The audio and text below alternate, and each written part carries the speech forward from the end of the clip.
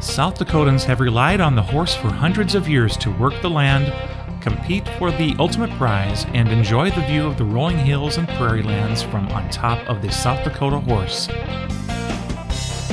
We celebrate equine power, grace, and beauty, and the South Dakotans who take the reins. This is the South Dakota Horse Podcast. Hello everyone, my name is Justin Ehrman, and I am your host for the South Dakota Horse Podcast. Thank you so much for listening to the show. In episode 4 of our podcast series, I have the pleasure of visiting with Morgan DiGiulio, Western riding coach of the SDSU Equestrian team. Before we get to my chat with Morgan, I want to touch base on some upcoming South Dakota equestrian events. As a reminder, and we'll talk more about this in our chat with Morgan, the SDSU Equestrian team has a home event, a home competition coming up on February 22nd, and that is in Brookings at the Equestrian Center across the highway from the campus. Also coming up, Borderlands Horse Sanctuary is hosting their 5th annual Light the Night and Luminary Walk. I saw a post about this event and it sounds really interesting. So go ahead and check out their Facebook page to learn more about that event. Gentle Spirit Horses Rescue, they have some upcoming volunteer orientations. Looks like they have one approximately about every month, March 15th, April 12th, and there's probably one in May, but I may have missed it. But go ahead and check out their Facebook page to if you are interested in becoming a volunteer to work with their horses. The Gentle Spirit Horses Rescue, I don't know if you knew this, but they recently moved to Scotland to, I think what I understand is a more permanent home for them now. So if you are near that area, or if you don't mind driving a little bit and want to get involved with their horse rescue, then they would love it if you would come and attend one of their volunteer orientations to learn more about their program and to get to meet the horses and just to learn about what volunteers do for that program. On April 17th, this is a reminder that the 50th Annual Arabian Horse Show is coming up at the W.H. Lyon Fairgrounds in Sioux Falls. In other news from our weekly-ish email newsletter, if you have not signed up for our email newsletter, please do so. There should be a pop-up form that comes up on the website. Otherwise, you can go to the pinned post on our Facebook page to sign up for our email newsletter, and you're the first to receive our news when we publish a new news article on our news story page on the website. You get that first, so we always send that out ahead of time. So in this issue that we just sent out, we wrote about the challenges that are thrown at the horse racing industry in South Dakota. And so read more about that. Also, we are getting closer to outdoor rodeo season. We are working hard to update our page, our website, with more information about all the rodeos in South Dakota. If you are an expert at rodeo and would like to help us put this information together so that this is a one-stop shop for rodeos, please email us at southdakotahorse.sd@gmail.com. So that is something that you can get involved with if you want to help us out. Also, February, we are using this month to support not only our horse rescues and sanctuaries in South Dakota, but also horse racing. So I don't know if you know this, but we do have some apparel and other accessories like coffee mugs, things like that are available. There is a link on the front page, on the homepage of our website, with a graphic with some of the items that we have for sale. But this is a way that you can help support South Dakota's horse rescues and sanctuaries, and also horse racing. We have 100% of all proceeds from the purchase of our T-shirts and sweatshirts and coffee mugs things like that, that are made in February. We're going to donate 100% of those proceeds to all of, we're actually going to choose one of our South Dakota rescues or sanctuaries. And we're going to announce more about how we're going to choose that later. But let's all go out there and support these the efforts that these nonprofits make to make sure that all of the horses in our state are taken care of in all stages of their lives.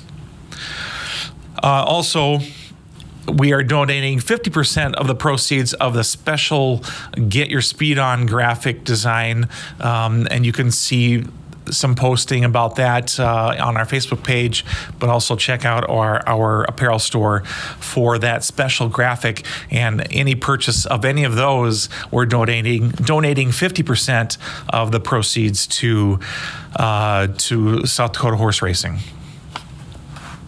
So a couple ways that you can help us help the horses in our state.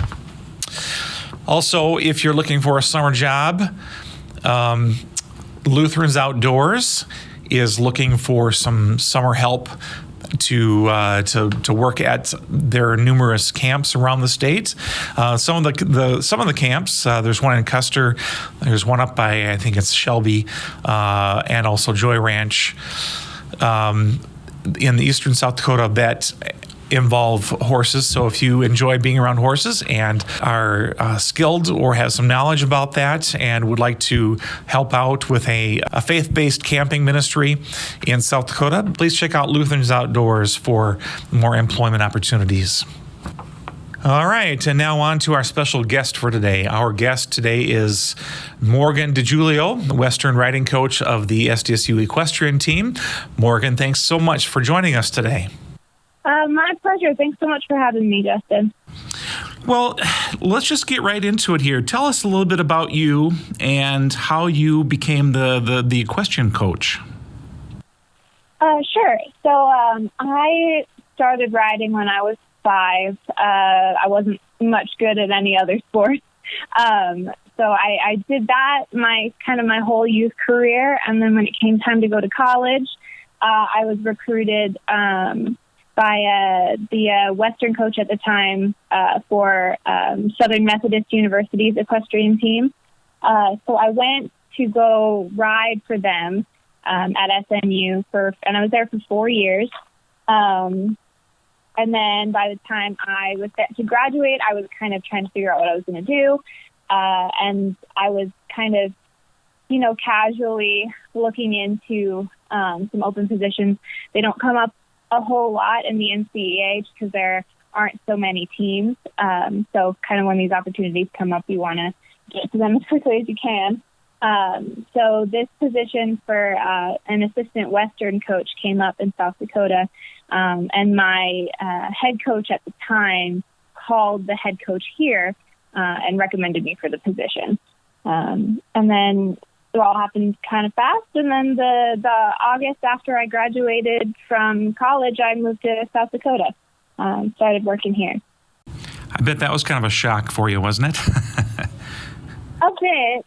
Coming from California and then spending 4 years in Texas, it was a little bit different.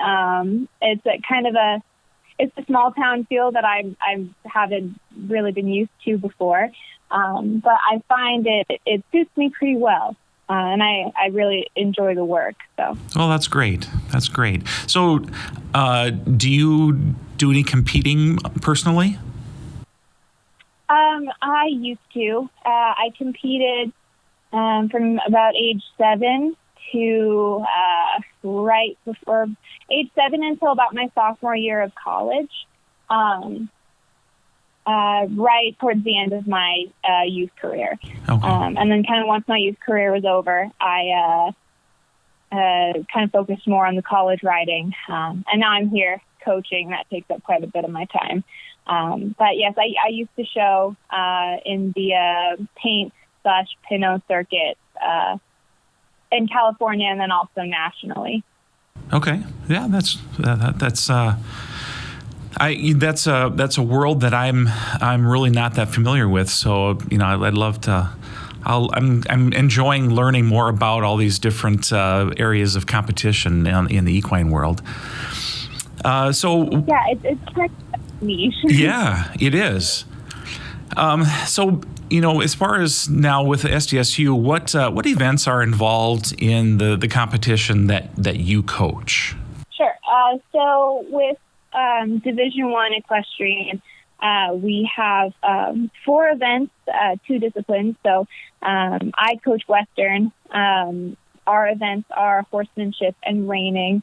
And then I have a hunt seat coach counterpart named Marielle Golden, and she coaches over fences and on the flat. So horsemanship is, a set pattern, taking your horse through maneuvers, shapes, speed transitions, things like that.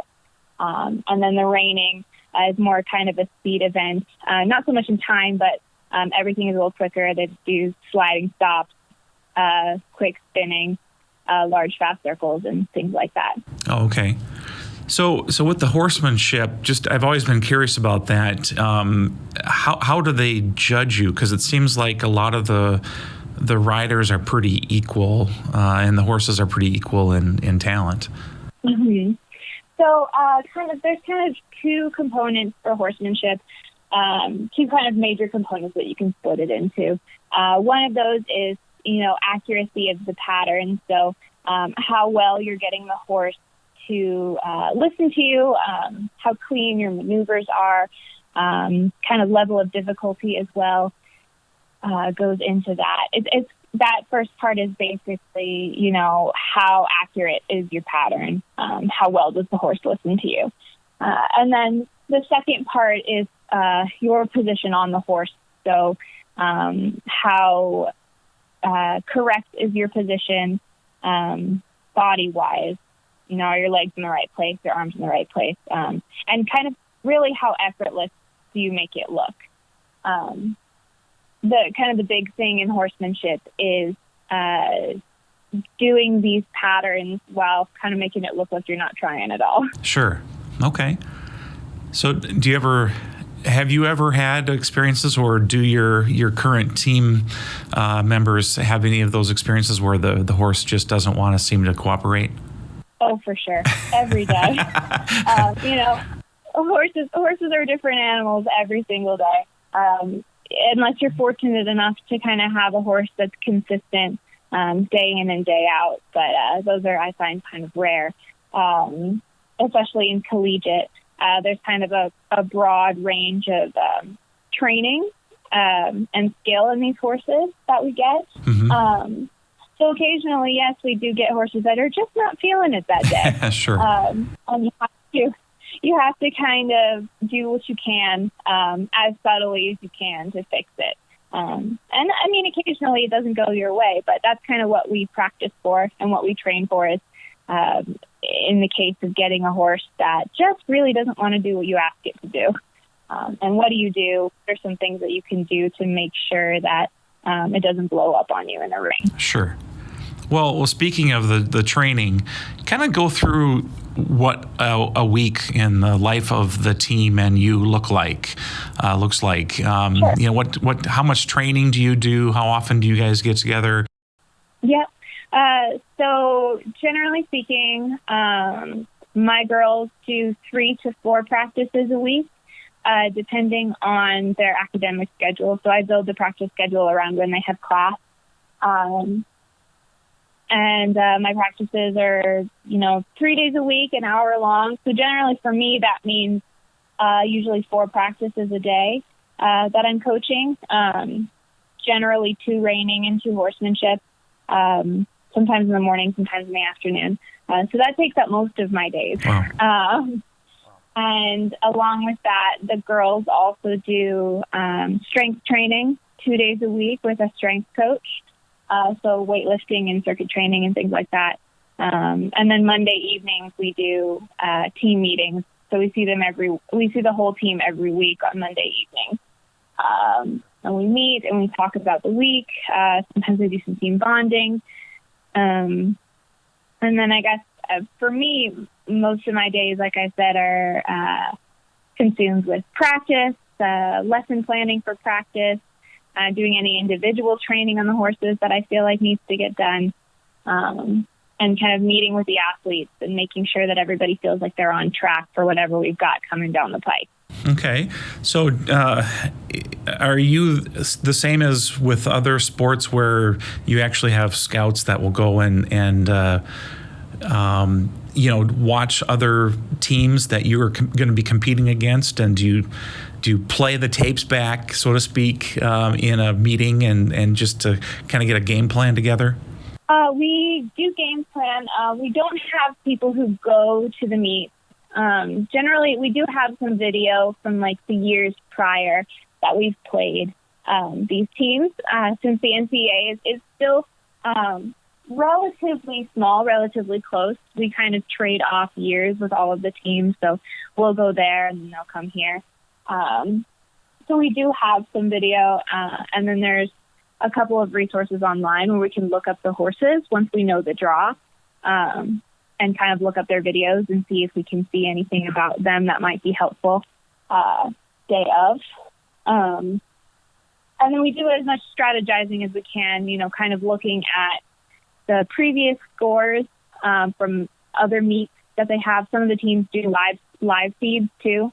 So we watch the teams that have live feeds. Like we'll have a live feed for our home competition next Saturday.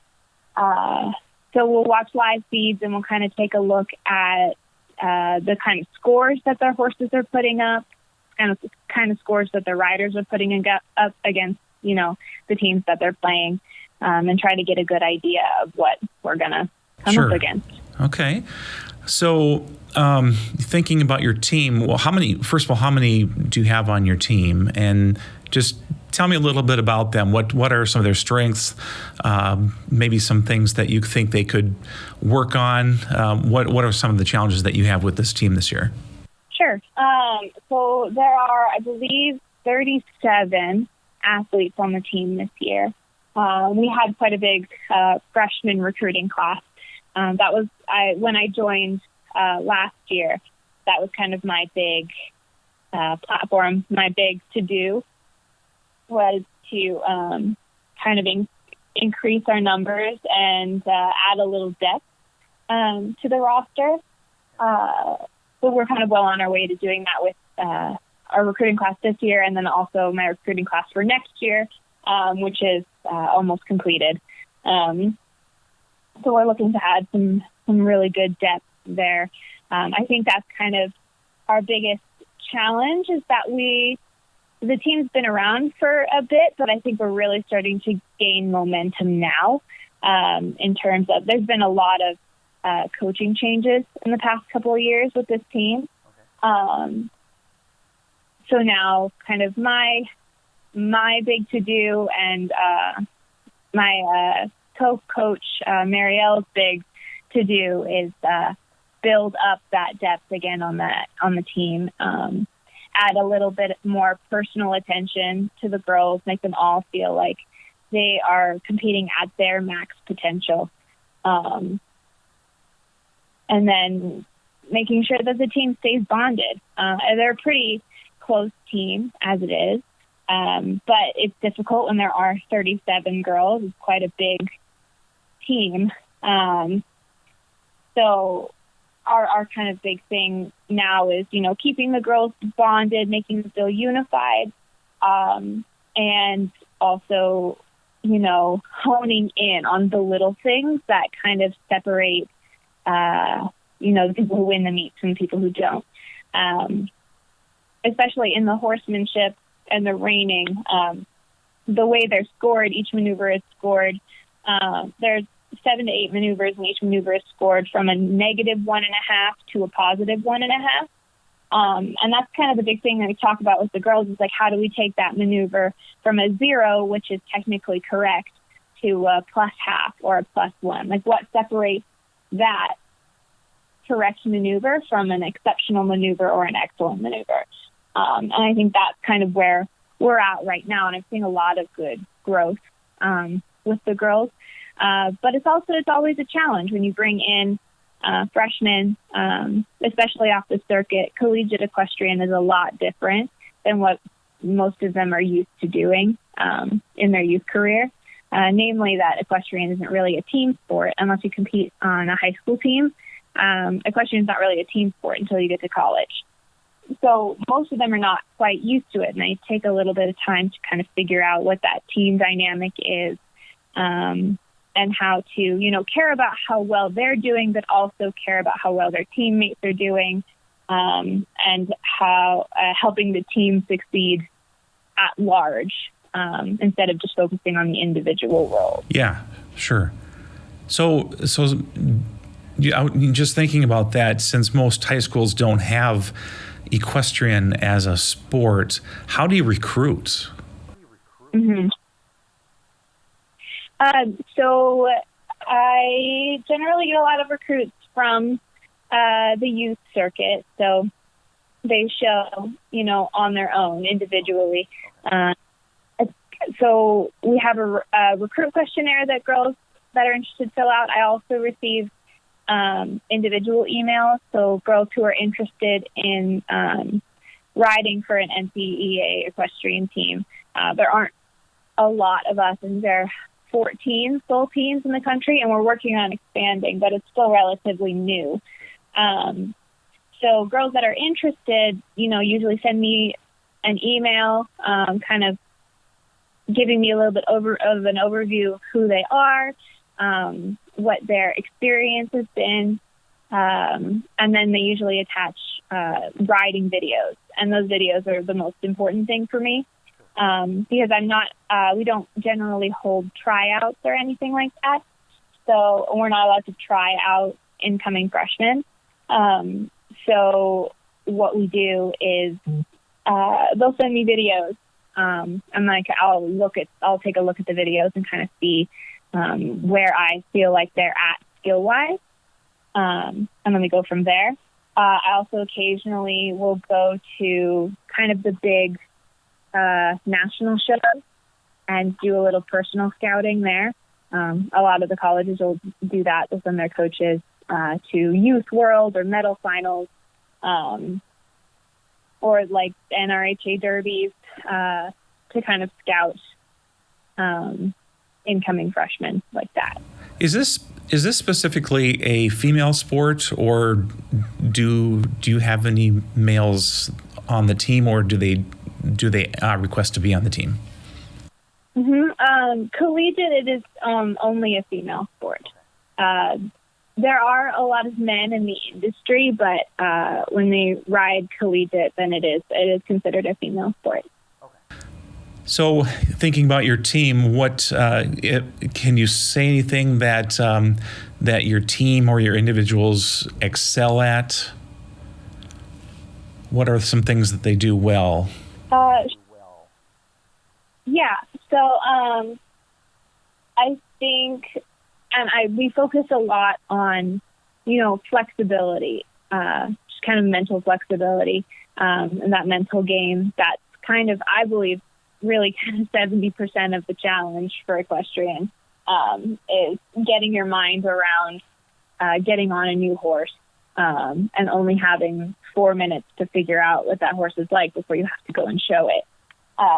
So I'd say we have had 2 really heavy years on the road.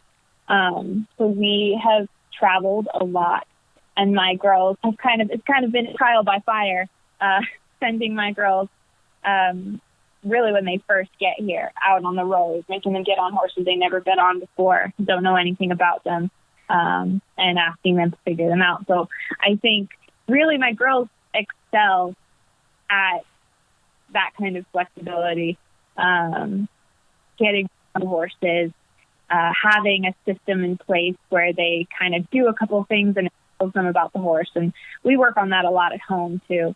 So I would say kind of their biggest strength is, being flexible with their, training methods, and really just confident in their abilities. And there, you can always work on being confident in your abilities, especially sure. but I think that my girls really excel at kind of jumping headfirst into new and unfamiliar situations, since we do travel a lot and we compete a lot away from home. So that actually brought up another question that just kind of popped into my head. I didn't know if you traveled with horses or if they supply the horses at the meets. Yep. So the home team supplies the horses. So when UC Davis comes up to see us next Saturday, they'll ride our horses. And then the next week when we go down to Texas A&M, we will ride Texas A&M horses. So that's kind of the big home field advantage, is that you get to ride the horses that you practice on every day for your competition. And then the away team has to get on those horses that they don't know and figure them out. The only exception is for our national championships and some of the conference championships, so SEC and Big 12. The teams will share horses. So especially at nationals, since it's a big production. It's really all the teams in the NCEA coming together for our national championship. Each team will supply some of the horses for that competition. And in the interest of fairness, all of the girls riding at nationals will ride a horse they've never been on before. Wow. That must be, I'm sure there is some anxiety with that. Oh yeah, there's always a little anxiety, especially since it's so unknown. You have no control over who you draw, because it's all randomized. So you have no control kind of what horse you draw, or what their training is like, what school they're from, how they're warmed up. You don't really have any control over that. So the big thing that I try to tell my girls is try to control the things that you can control, and just find ways to deal with the things that happen because of things that you can't control. Because there's a lot of unknowns and a lot of variables in collegiate equestrian. Boy, it sure sounds like it. And so does the school, the herd that you have, that's owned by the school? Most of them. So a lot of them we have had donated. So people donate their horses for a tax write-off. So a lot of our horses are donated. Some of them we lease from some of our team girls have personal horses that they'd like to lease the program. We have a couple of those. And then a couple of horse owners and trainers in the surrounding areas will lease us horses. So I'd say most of our horse herd is donated, and then we have a couple of leased horses. All right. So let's move on to the competition that you recently had down in South Carolina. What can you tell me about that? What were some of the highs and the lows? You ended up losing to them, but I think you had some strong showings from at least some individual teammates. We did. I can really mostly speak from the Western side. We were kind of split up for that meet. We were kind of riding in two different pens. So I can kind of speak for the Western side in that the tricky thing about our one-to-one format is, each rider gets a score, and no matter how close that score is, the rider who gets a better score gets the point. So if you have a series of really close scores, it's like close to no cigar. You get a series of really close scores, and then the point either goes your way or doesn't go your way. Unfortunately, some of those points just didn't go our way. One of the points in the horsemanship we lost by half a point, which was tough. But I did see a lot of great riding from them, from my girls, especially with the inclement weather that we were dealing with. We rode in the rain. Our hunt seat girls rode in the rain the first day, and then it was real cold while we were there, real slushy, but our girls are kind of used to that. So I saw a lot of really great, smart riding, especially for some of the horse behaviors that we saw. Some of the horses that we had, like I said, horses are different every day. They're different on show day than they are on practice days. When their routine is disrupted, they are different. So I saw a lot of smart riding and a lot of really close scores, I would say. We're still in a building year.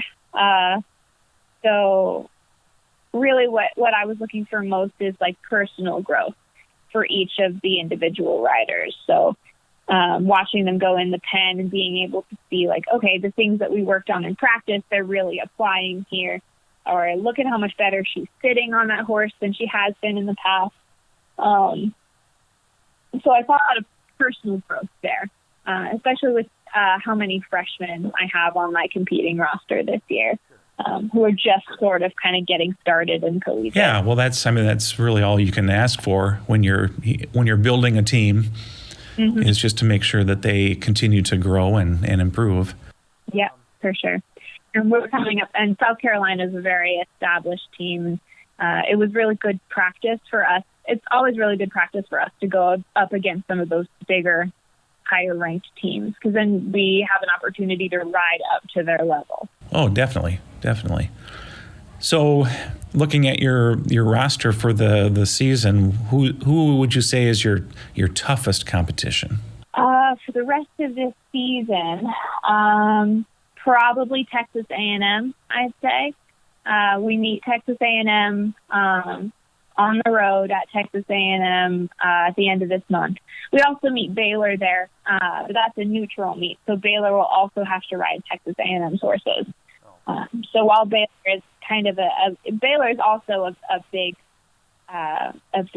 competitor for us, but I'd say probably Texas A&M is our biggest competition. Them and SNU, who is in our conference, that we'll hopefully meet at conference.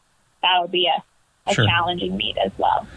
So where do your girls come from? Are they from all over? Are they just from the region, or do you see most of them come from states that maybe have more of that competition in their state? Mm-hmm. They're kind of from all over. We get a lot of girls from, Nebraska, Iowa, Minnesota, those surrounding states. But we also have, a couple from Texas, Arizona. We have some from, the East Coast. It kind of just depends, really. They're from all over. Next year, kind of looking at our incomers from next year, we have several from California, several from Texas, and a couple, again, from the East Coast.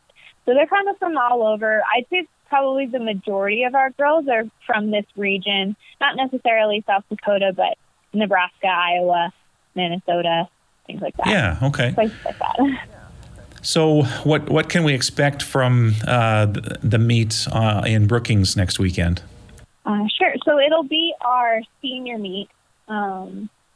We have nine graduating seniors this year that we'll be recognizing at our senior meet. And I expect that we'll have quite a big crowd coming in.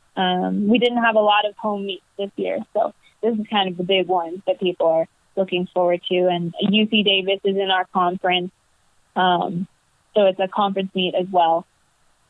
So I expect that it'll be kind of have a good showing for that. And I think in terms of teams, we're pretty evenly matched, so I expect that it'll be a good game. I'm excited to see kind of what the girls will show up like, I think, and what the horses will show up like, Right. obviously. We'll kind of see how they're feeling on the day of. We got a couple that could either be just beautiful or a little crazy. So we'll kind of see how they're feeling the day of. But we're doing a lot of prep work right now. We're getting ready. The girls are really excited. This will be our first competition against UC Davis. This will be the first time we've met UC Davis. We've never played them before. So they're new to the NCEA. So it should be a really exciting meet. Yeah. So where is the meet held?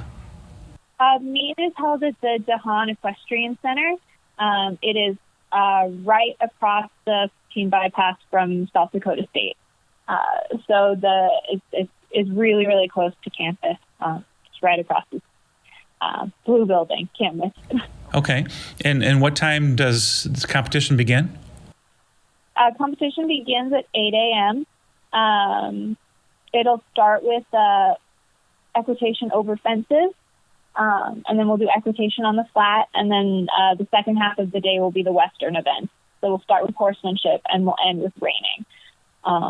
So we're anticipating an 8 a.m. start and around a 4 o'clock finish. So it's kind of an all-day thing.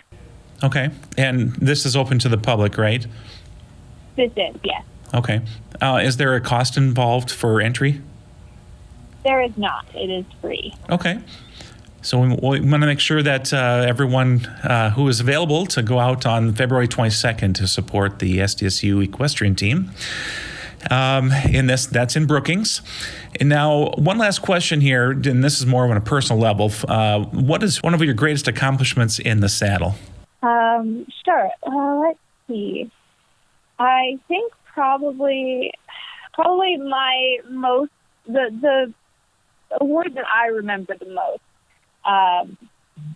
is, I think, my first national title when I was really young. I think I was maybe 11, and that was at the Pinto World Championships. I was in a class of, I think, around 45, 50 riders, and I won that class. I was the walk the trails. That was my first world championship title, and that was my trainer's first world championship title for any of her students also.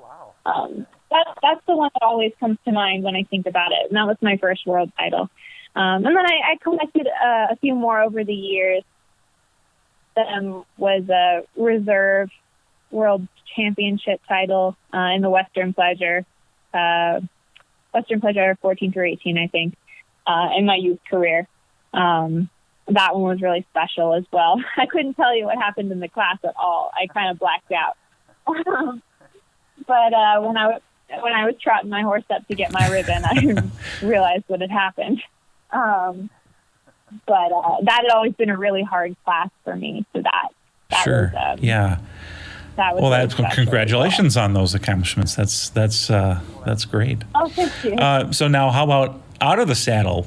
Can you think of anything that you've accomplished over the years that was not maybe necessarily even related to equestrian? Sure. Well, let's see. I was always pretty academically inclined, so I graduated with two bachelor's degrees in English and psychology, and a minor in French.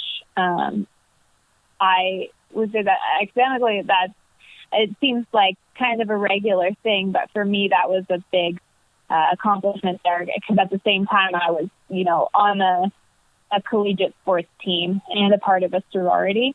And I graduated with a 3.89. So I was pretty proud of that, personally.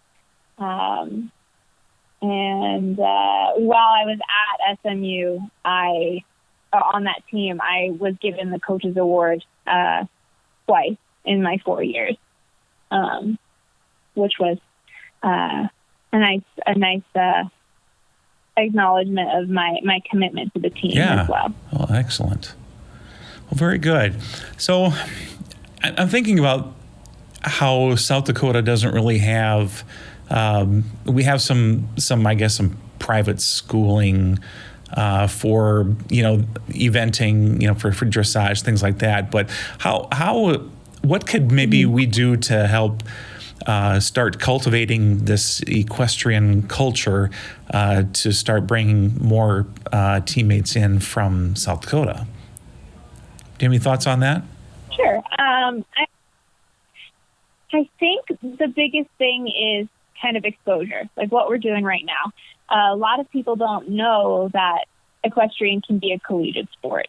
Lots of kids, think, especially the kind of riding that we do, in college, because I understand that South Dakota is a big rodeo state. So the kind of stuff that we do is a little bit different. And I think there's just not a lot of awareness about, our format or the kinds of riders that we're looking for. So a lot of riders in South Dakota they just don't know that we exist, that our teams exist, especially since, like I said, the NCAA is pretty small and really, in the grand scheme of things, relatively new. It's a new concept. It's kind of still on the emerging sports list. And we're still growing.